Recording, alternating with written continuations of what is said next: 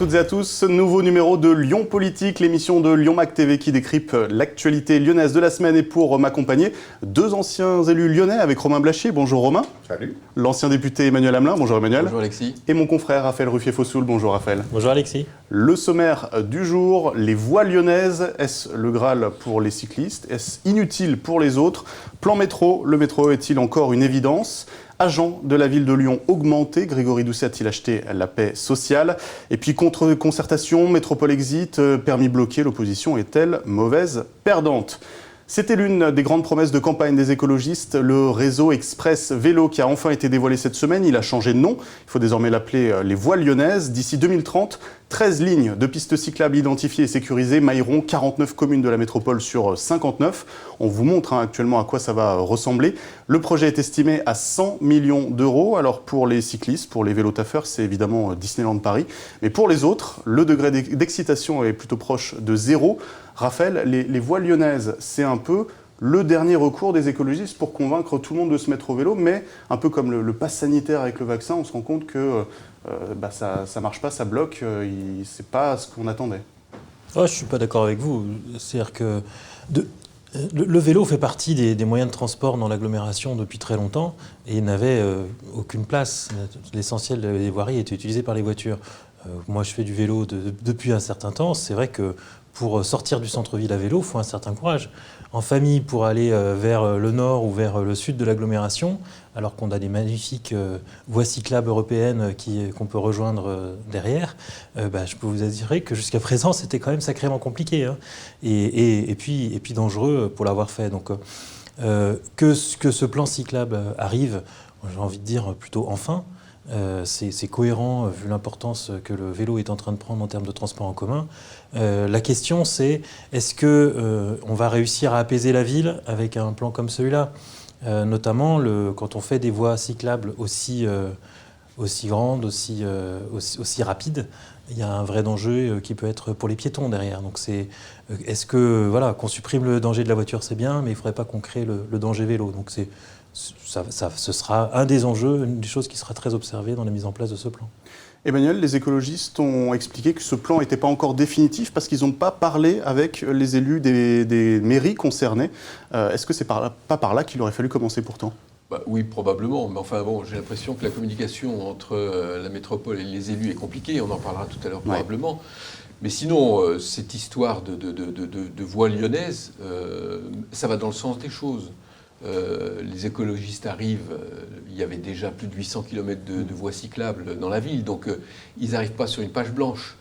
Donc ils sont dans la continuité de ce qui avait été initié déjà par Gérard Collomb. Donc oui, bien sûr, c'est bien, on ne va pas dire que les pistes cyclables, il ne faut pas en faire. Bien sûr qu'il faut en faire et c'est plutôt utile. Mais il faut le faire intelligemment. Il faut le faire d'abord, effectivement, en concertation avec les élus locaux, puisqu'ils sont quand même très concernés. Il faut aussi faire en sorte que les utilisateurs des vélos soient respectueux des voies qu'ils utilisent. On le voit aussi, il y a quelques tensions qui existent, soit avec des piétons, soit avec des automobiles. Il faut un respect du code de la route, ce qui n'est pas toujours le cas. Donc, il faut que les choses se mettent en place. Alors là, l'avantage sur les voies lyonnaises, c'est que les pistes sont vraiment sécurisées et à part des voies automobiles, donc normalement la cohabitation, il n'y en a pas. Non mais ça c'est très bien, parfait. Donc, il y a toujours des passages piétons. Hein. Oui, il y a toujours des passages piétons, mais je dirais ça va dans le sens des choses et c'est plutôt une bonne chose dès lors que c'est fait en concertation et intelligemment. Romain, vous partagez cet avis ? C'est vrai que c'est complètement en continuation avec ce qui a été fait auparavant. Vous prenez par exemple le tunnel Motte-Doux à la Croix-Rousse, c'est complètement ce genre de voie. Par contre, effectivement, d'ailleurs Fabien Bagnon, lorsqu'il était président de la ville à vélo, avait peut-être pas assez prêté assez attention à ça une fois. C'était à une époque, à la métropole de Lyon, son association remettait des petites décorations aux élus qui venaient à vélo au conseil métropolitain. Et pour moi, qui était à l'époque élu du 7e, c'était pas très compliqué.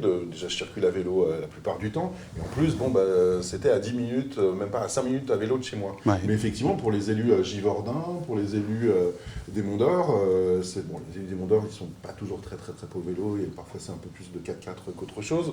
Mais je veux dire, au-delà de ça, pour les élus de communes un peu plus lointaines, c'était forcément plus difficile que pour moi, qui avait à faire vraiment pas très loin. Et du coup, c'est bien justement que ce constat-là a été fait pour qu'on puisse sortir de la ville, rentrer de la ville.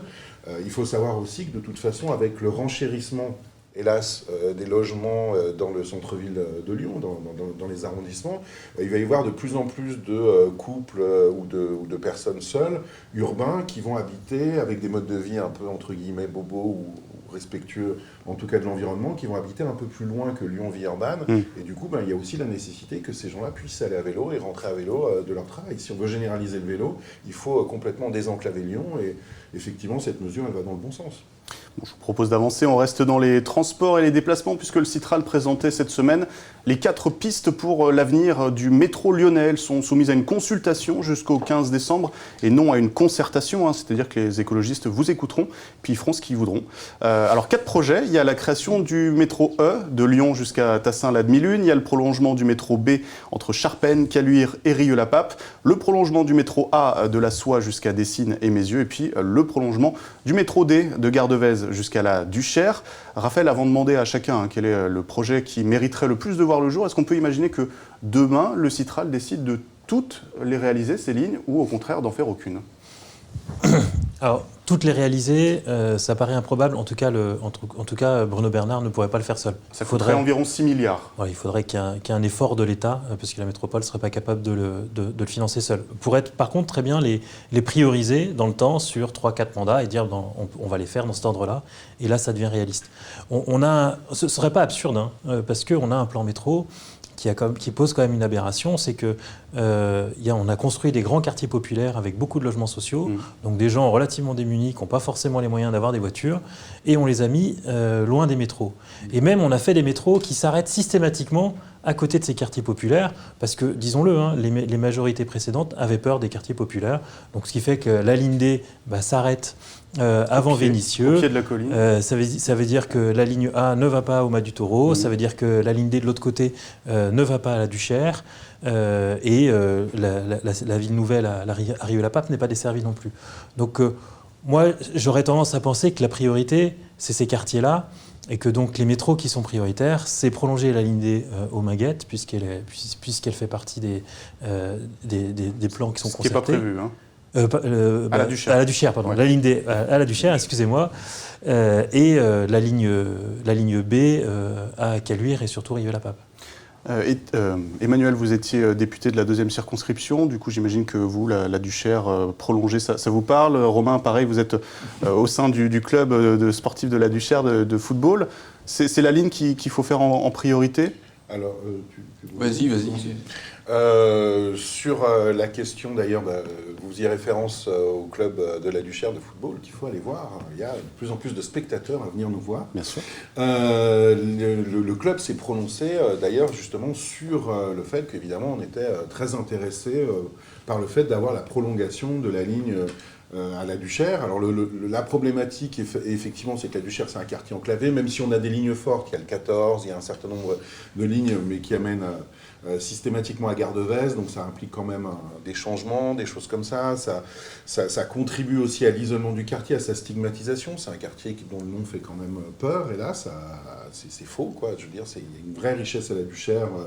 Il y a son club de football, mais il y a tout son tissu associatif.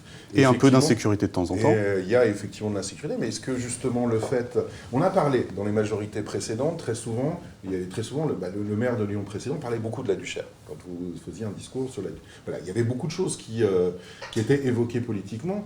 Il y a eu beaucoup de changements à la Duchère, il y a eu l'abattage des tours, mais il manque encore un certain nombre de choses, et notamment le fait de pouvoir mieux le desservir. Ça permettrait plus de mixité sociale, parce que pour le coup, là, il y a un échec sur la mixité sociale, sur la Duchère, ça faut le dire. Il y a eu des réussites sur la Duchère, de Gérard Collomb. Il y a eu un échec qui était la mixité sociale, et c'est réel, et cette mixité sociale, on la change beaucoup, notamment avec le métro.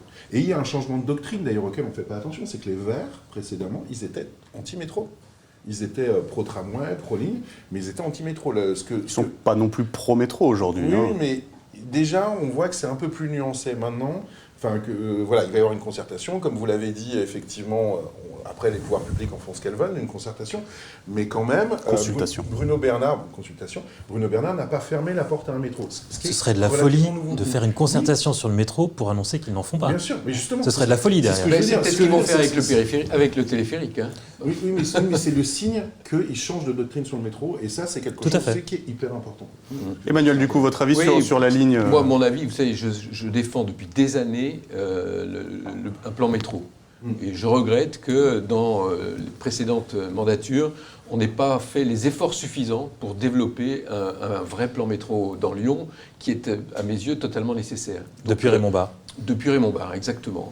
Donc, moi, si vous voulez, l'ensemble de ces 4 projets me conviennent. Bien sûr, la Duchère, j'ai une préférence de cœur, mais si on essaye de regarder ça objectivement, l'ensemble de ces lignes sont justifiées. Donc moi, je serais plutôt sur le principe, comme vous l'avez décrit, de faire tout en mettant des priorités et en étalant ça dans le temps. Il faut évidemment que l'État mette la main à la poche. Je sais qu'ils ont déjà fait des annonces en la matière, mais il faut aller, à mon avis, beaucoup plus loin, et peut-être que l'Europe doit être sollicitée également.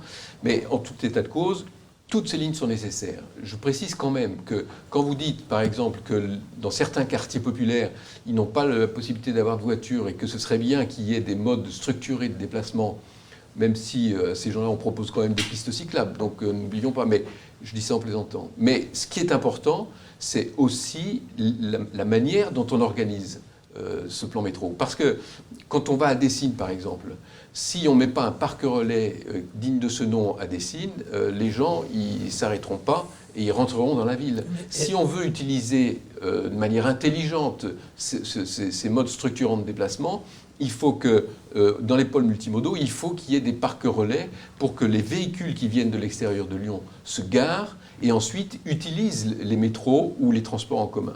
Mais notamment les métros, puisque c'est ça dont on parle. Vous prenez à Oulin, par exemple. Quand on a fait le métro pour aller jusqu'à Oulin, on a fait un parc relais de 300 places. C'est juste ridicule. 300 places, à 7 h du matin, c'est plein. Il en faudrait 3000. Et là, à ce moment-là, les gens iraient poser leur voiture et prendraient le métro. Donc, si on n'a pas cette réflexion-là autour d'un plan métro, c'est-à-dire une réflexion intelligente d'organisation des modes de transport, eh bien, je pense qu'on passe à côté de quelque chose. Raphaël, pour répondre. Non, je ne suis pas du tout d'accord avec vous, parce que le métro n'est pas fait pour permettre aux gens d'aller habiter le plus loin possible du centre-ville. Ça, quelque part, c'est le rôle du TER, du RER à la lyonnaise, qui permet non, mais c'est d'autres choses. C'est-à-dire que c'est beaucoup plus cohérent quand on est vraiment à l'extérieur de la ville de prendre un train et d'arriver directement au centre-ville avec une ligne directe. Mais le métro, il est fait au contraire. Tout le monde n'a pas accès à une gare à côté de chez lui. Il y a des gares à ces endroits-là, il faut reconstruire les trains après. Moi, j'aimerais un jour qu'on fasse une étude quand même. On demande aux automobilistes qui rentrent dans la ville s'ils avaient une capacité à se garer à l'extérieur de la ville et à prendre un métro ou un mode de transport, quelle serait leur position? Moi, je vous parle des gens qui habitent en ville et qui n'ont pas de voiture. À se plaindre de ne pas pouvoir se garer dans les parcs relais. Mais moi, je vous parle des gens qui habitent en ville et qui n'ont pas de voiture ou qui veulent l'utiliser le moins possible parce que ça devient de plus en plus compliqué. Et aujourd'hui, c'est beaucoup plus difficile quand on habite beaucoup de quartiers de Villeurbanne d'aller au centre-ville que quand on habite par exemple dans l'ouest lyonnais. Donc, est-ce que la priorité, c'est de faire des métros qui permettent d'aller vers l'extérieur ou regarder les habitants des centres-villes, les coins où ils sont mal desservis, et renforcer. Mais c'est ça. Il faut choisir les lignes de métro, on ne peut pas toutes les faire. Le métro, c'est pour le centre-ville. L'intérêt, c'est justement pour ces deux utilisations. Ceux qui viennent de l'extérieur, qui se garent et qui prennent le métro, ceux qui habitent sur place et qui prennent le métro. C'est les deux qu'il faut regarder. C'est ce que j'appelle, moi, la façon intelligente d'organiser le métro. On ne peut pas dire le métro, il ne sert qu'à ça. Le métro, il a une fonction beaucoup plus large. Et il faut accepter d'avoir cette vision large des choses. Parce que si on est restrictif en disant il n'y a que ceux de Villeurbanne qui peuvent prendre le métro à Villeurbanne, c'est une erreur. Il n'y a que ceux qui habitent à Rieux-la-Pape ou à Dessines qui peuvent prendre le métro, c'est une erreur. Oui, mais il ne faudrait pas en faire un outil d'étalement urbain. On est bien d'accord. Mais enfin, on le voit bien aujourd'hui dans toutes les études sur l'urbanisme, notamment économique, c'est que beaucoup de gens vont s'installer maintenant à l'extérieur de Lyon. Bon. Et que beaucoup de gens n'ont pas une gare dans le périmètre dans lequel ils habitent. Donc ils vont utiliser leur voiture, ils n'ont pas d'autre choix. On ne va pas pouvoir leur mettre un métro à tous. Par contre, ils peuvent prendre le transport en commun dès lors que à l'arrivée de la ville, on leur fait cette proposition-là. Et vous verrez que le nombre de voitures qui rentrent dans Lyon, si on leur propose des parcs relais, vous allez voir comme la diminution importante que ça va provoquer. Qu'est-ce qui vaut mieux? Et quand on habite vraiment dans le nord de l'agglomération, par exemple, vers Lisieux, on sait quoi, prendre un TER qui nous amène directement Gare de Vèze au centre-ville et là y connecter à tout le reste de l'agglomération, ou amener difficilement un tramway ou un train ou un métro jusqu'à là-bas, qui demandera une rupture de charge et qui demandera de toute façon au moins 3/4 d'heure, 1 heure pour arriver au centre-ville. Ce que vous décrivez, c'est le RER à la lyonnaise, c'est ça qui serait utile là-bas. C'est aussi C'est le pas le métro. RER à la lyonnaise, on est bien d'accord qu'il y a cette vocation-là, sauf que pour le moment, ça ne bouge pas le RER à la lyonnaise. On est bien d'accord, c'est pour ça que je dis, si on lance un plan métro, faisons-le intelligemment et essayons de voir de manière la plus large possible de quelle manière on peut utiliser ce mode de transport. Voilà. Messieurs, la question du thème, c'était est-ce que le métro E est-il encore utile, une évidence? Finalement, personne ne l'a mentionné. Est-ce que la réponse est non, du coup? Le métro E est utile pour aller jusqu'à Tassin. Bien sûr qu'il a un intérêt. Il est même d'ailleurs, si on fait le calcul du coût par voyageur transporté, le moins cher. Bon. Donc il a une utilité et un intérêt, mais les autres aussi.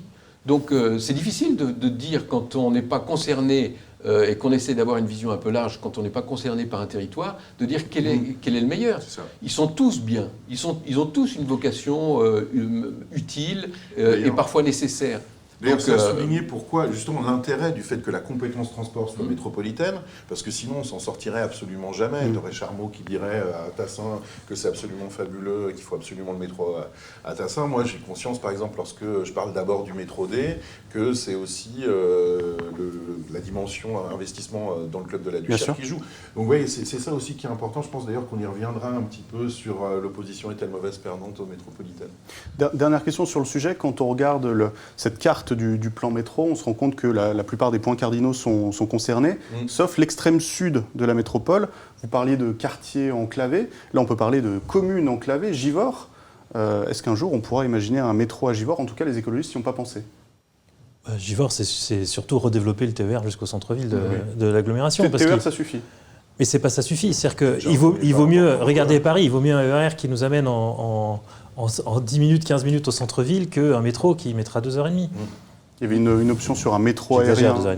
Métro aérien qui est porté par des maires de droite de Charlie, Vernaison, Grigny, c'est-à-dire de poursuivre le métro B qui va arriver à Saint-Genis-Laval en aérien jusqu'au 7 chemins. Ça aussi, ça n'a pas été pris en compte par le Citral. Bon, je vous propose qu'on... C'est la symbolique du métro qui reste importante chez les élus, alors que justement, ils n'arrivent pas encore à faire visualiser par les populations ce que va être le RER à la lyonnaise. C'est ça aussi. On en reparlera. Depuis le temps qu'on leur parle, on leur en parle sans le faire. C'est sûr. Forcément, c'est compliqué. C'est la réussite pour Roulin d'avoir justement eu cette station. Tout le monde a vu les avantages qu'Oulin a eu d'avoir un métro, donc tout le monde a envie de refaire la même. Après, la question, c'est sur le téléphérique dans ce secteur, vers Francheville, l'alternative pour eux est claire. C'est soit ils ont un équipement quand même qui va coûter autour de 300 millions d'euros et qui a ses avantages et ses inconvénients, soit ils n'auront rien d'autre. Oui, c'est ça. Allez, troisième sujet qui nous intéresse aujourd'hui, on avait déjà évoqué sur ce plateau avec vous, Romain, notamment la grève des agents de la ville de Lyon. C'était à la rentrée scolaire, ça a duré un jour, et c'était pour dénoncer l'application par la mairie de la loi de transformation de la fonction publique, parce qu'à cause de cette dernière, eh bien, les agents vont devoir travailler plus, et puis surtout leur droit de grève sera davantage encadré, avec une journée entière décomptée, même s'il ne débraye qu'une seule heure.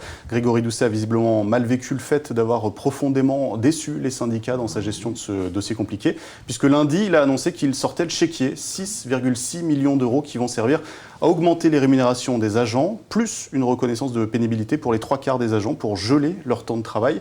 Raphaël, est-ce qu'au final, ce sont les Lyonnais qui vont payer pour permettre aux maires de contourner la loi? Alors, on peut le voir comme ça. Qui vont payer pour que le maire, du coup, ne contourne plus la loi, du coup. Puisque on va rattraper le temps de travail, ce qui n'avait pas été fait par les équipes précédentes. Le paradoxe, c'est qu'effectivement, ça va être un élu France Insoumise qui a été chargé d'expliquer et d'assumer le fait que les heures de grève ne seraient pas payées. C'est assez mal passé auprès de ses camarades. Ouais. Donc il avait besoin de revenir avec quelque chose dans la haute. Mais on le reçoit la semaine prochaine, donc on pourra lui poser la question. Voilà. On pourrait lui offrir sa carte à LR. Mais c'est pas. En fait, tous les maires, on le voit bien, quelle que soit leur étiquette politique, sont confrontés un peu au même souci avec le personnel de la ville. Pour avoir des services qui fonctionnent, il faut correctement payer les gens. Est-ce que c'est un mal ? Il faut investir dans le personnel municipal. Ils ont choisi d'investir sur ceux qui étaient les moins bien considérés. Vu le coût de la ville en centre-ville, c'est quand même pas une aberration. Oui, et puis pour préciser, quand on parle de 6,6 millions d'euros, ça fait une sacrée enveloppe, mais quand on regarde dans le détail, les policiers municipaux vont être augmentés de 120 € bruts mensuels, les auxiliaires de puériculture, ce sera 92 € bruts sur le compte en banque, finalement, au final, ça fait quelques dizaines d'euros en plus, donc c'est un geste qui, dans sa globalité, est important, et au final... Sur des salaires qui ne sont pas très élevés. Voilà, en plus. Donc c'est un geste que vous saluez ou pas, Emmanuel Hamelin ? Sur le principe, on est évidemment d'accord parce que c'est des métiers qui sont très mal payés, mais sur la forme, moi, je suis assez d'accord sur le fait qu'il a sorti le chéquier pour obtenir la paix sociale dans un contexte où la loi le mettait en difficulté. Il ne l'a pas obtenu encore, la paix sociale, on verra. Non, il ne l'a pas obtenu, c'est sûr. Mais c'est vrai que c'est un moyen de contourner la loi et de solliciter le budget, donc l'argent public, donc les contribuables, sur sa politique. Je rappelle quand même qu'il y avait 3 millions d'augmentations qui étaient prévues. On est passé de 3 à 6,6. Oui.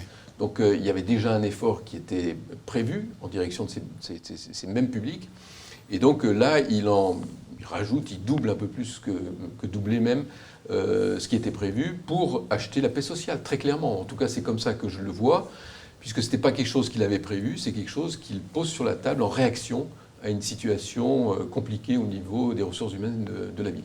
Romain, la grève n'avait pas été ultra suivie, ça avait duré qu'un seul jour à la rentrée scolaire, et on voit donc Grégory Doucet qui cède, entre guillemets. Est-ce que c'est ça, être de gauche, ou est-ce que ça démontre que l'incapacité de Grégory Doucet à gérer les conflits en patron ? Moi, je trouve que Grégory Doucet, c'est quelqu'un qui est rassembleur. Il a une majorité de gauche, il a des élus de droite comme M. Bosetti qui, quelque part, a appliqué à maxima la directive du gouvernement. Il est possible, je l'avais déjà dit sur ce plateau, d'appliquer de manière beaucoup moins dure et beaucoup moins antisyndicale et beaucoup moins réactionnaire cette directive que M.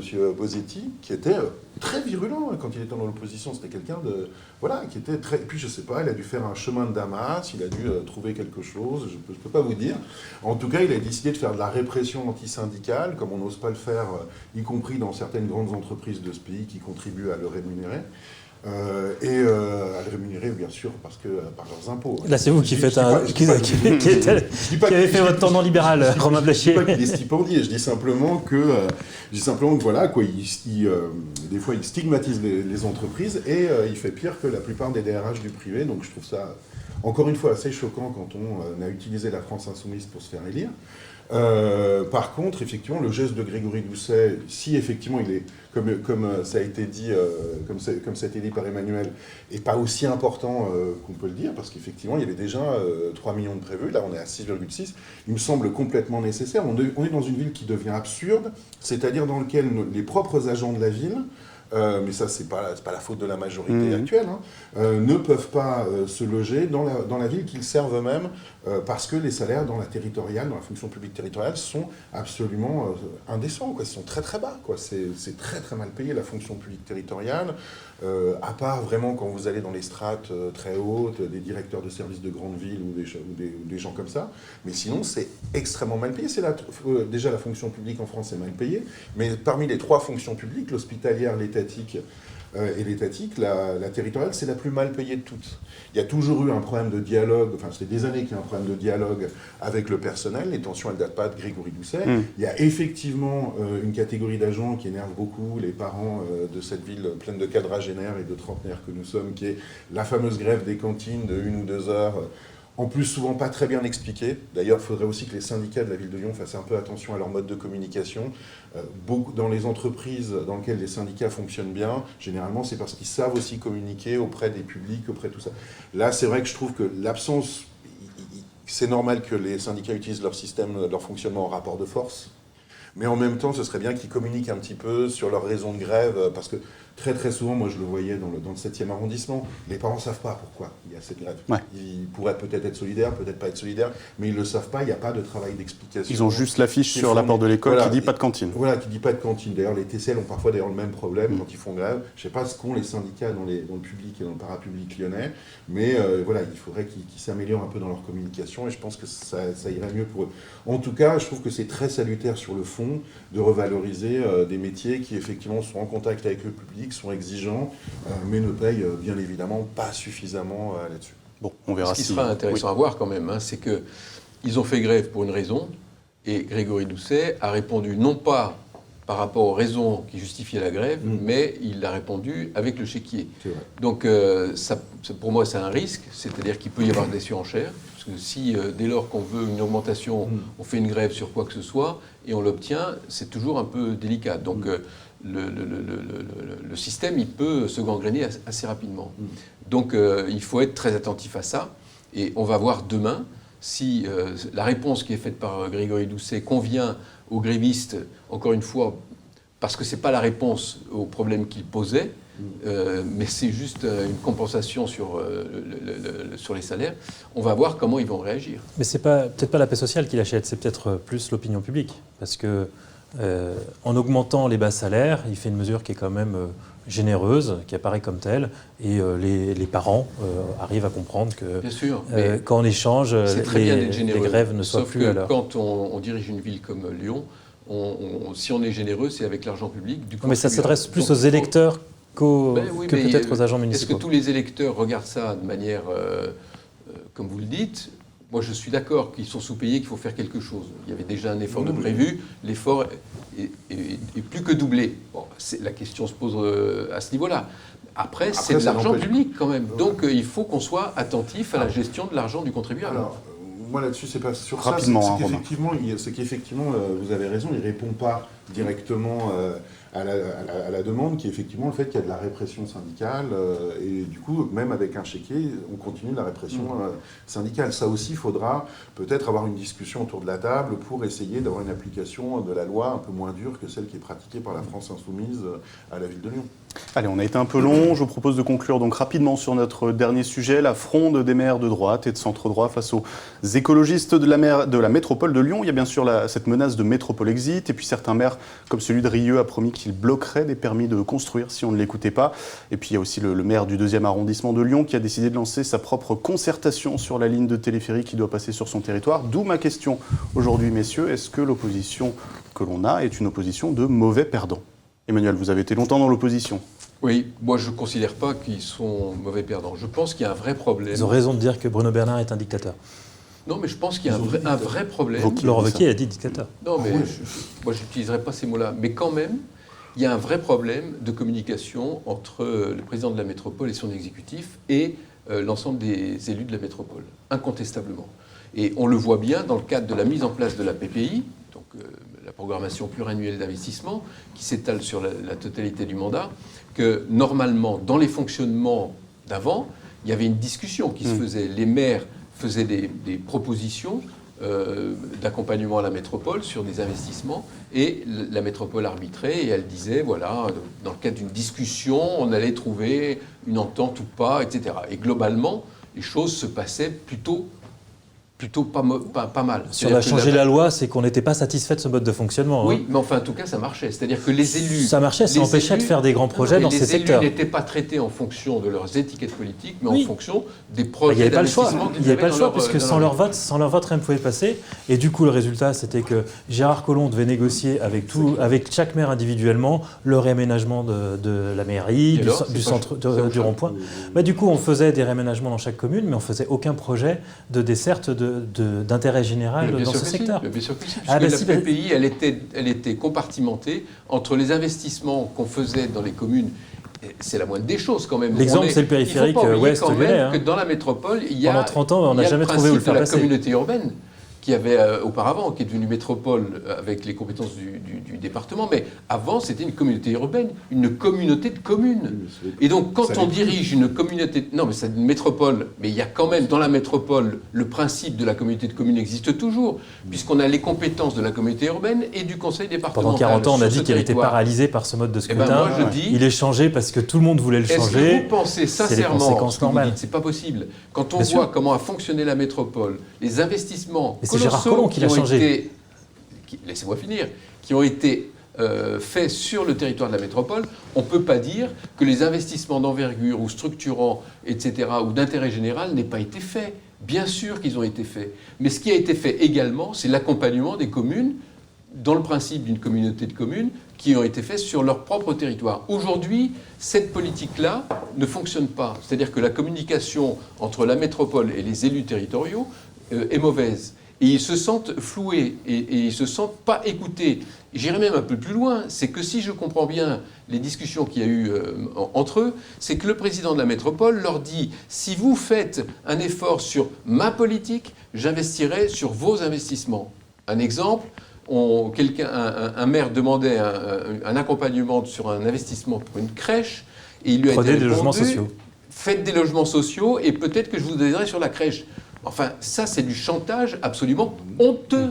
Honteux, je le dis comme je le pense. C'est pas acceptable. On laisse Romain Blachier conclure. 1 minute. Alors, oui, 1 minute sur ça. 1 minute sur ça. Purée. Alors, en fait, Bruno Bernard dit aujourd'hui ce que disait Gérard Collomb hier. Alors déjà, il y a ce côté-là, en effet, puis surtout, en fait, Gérard Collomb était contraint régulièrement, notamment dans le dernier mandat, avec des majorités qui étaient parfois un petit peu compliquées, de négocier maire des Monts d'Or après maire des Monts d'Or sur Synergie. Mais donc c'est vrai que ça empêchait quand même globalement beaucoup de projets. On est une métropole. Ça a empêché aucun projet. On est une métropole aujourd'hui, on n'est pas un assemblage de communes disparates. Alors après, c'est toujours le jeu quand les gens sont dans l'opposition, dans les métropoles, de dire attention les communes. Bon, vraiment, vous avez ce jeu-là. Si demain le président de la métropole c'était, je sais pas, par exemple le maire de Rieux-la-Pape devenait président de la métropole, c'est pas impossible qu'il le soit un jour, d'un coup LR, l'opposition, deviendrait beaucoup plus pro-commune. Même David Kimmelfeld, sur votre plateau, il a commencé à expliquer qu'il fallait tenir beaucoup plus compte des communes, alors que c'était quand même quelqu'un, évidemment, quand il était président de la métropole, qui voulait une prééminence. Qui a voté la loi voilà, et qui fait que les communes ont moins de pouvoir. Donc c'est assez... Il était capable de les écouter quand même. Et le problème, c'est alors le problème de dialogue, c'est aussi peut-être un peu le fait que Bruno Bernard est quelqu'un qui est allé chercher beaucoup de compétences en dehors de Lyon. Notamment auprès d'Éric Piolle, maire de Grenoble. Donc du coup, peut-être effectivement dans son cabinet, il y a peut-être un peu moins de connaissances, un peu moins de travail avec les territoires, et ça c'est peut-être quelque chose qui doit être corrigé. Par contre, le fait de négocier maire après maire, à chaque fois, tiens, voilà, le gymnase, le machin, le truc comme ça, bon, moi je pense que c'était bien du temps de la Courlie, mais aujourd'hui c'est la métropole de Lyon, et c'est justement la métropole de Lyon de prendre toute sa responsabilité. Vraiment, pour le coup, ça c'est quelque chose qui me semble important. Enfin, sur l'exemple que tu donnes sur le gymnase, on se tutoie un coup, on se voit un coup, je sais plus comment on fait. Ouais, sur la crèche. Parce qu'on se tutoie tous dans la vraie vie. Sur la crèche. Eh ben, sur la crèche, il s'agit quand même d'une commune qui ne respecte pas la loi sur les logements sociaux. Non mais attention. Voilà, mais attends, c'est quand même normal qu'ils respectent la loi sur les logements sociaux. Ça, c'est de la responsabilité. C'est de la responsabilité du maire. Le maire, c'est lui qui est responsable du taux de logements sociaux dans sa ville. On ne peut pas demander la solidarité de la métropole et pas appliquer les politiques nécessaires dans la métropole. Entre une ville, par exemple dans les Monts d'Or, et un quartier comme dans le 3e, c'est plus facile de faire du logement social dans le 3e que dans les Monts d'Or. Le prix des terrains n'est pas le même. 40 ans qu'ils disent ça, mais ils ont eu le temps de s'adapter un petit peu. Ensuite, ils prennent leurs responsabilités, ils payent les amendes et les taxes quand ils sont en dehors des clous, mais ils le font de manière transparente devant leurs électeurs. Bon. Donc on ne va pas maintenant intervenir sur le champ, sur la responsabilité qui est municipale, mais parce moi, que le logement social, c'est municipal. En tant que contribuable, je ne veux pas payer, je suis contribuable lyonnais, je ne veux pas payer pour une commune qui ne respecte pas le logement social. Mais enfin, le logement social, c'est on la est sûr pas que la solidarité métropolitaine aille vers quelqu'un qui ne fait pas. Attention, la sur un autre débat là, responsabilité de la commune, c'est le logement social. Ouais. Donc, ce n'est pas à la métropole de dicter à la commune ce qu'il faut faire dans le cadre de ses propres compétences. Enfin, ça, c'est quand même incroyable. Mais, allez, je vous coupe. Vous avez été trop long. Promis, on vous réinvitera quand même. Je vous remercie. On s'est gourmandé. Ouais. Je vous remercie de vos retours, de votre fidélité à Lyon Mag. On se retrouve bien sûr la semaine prochaine.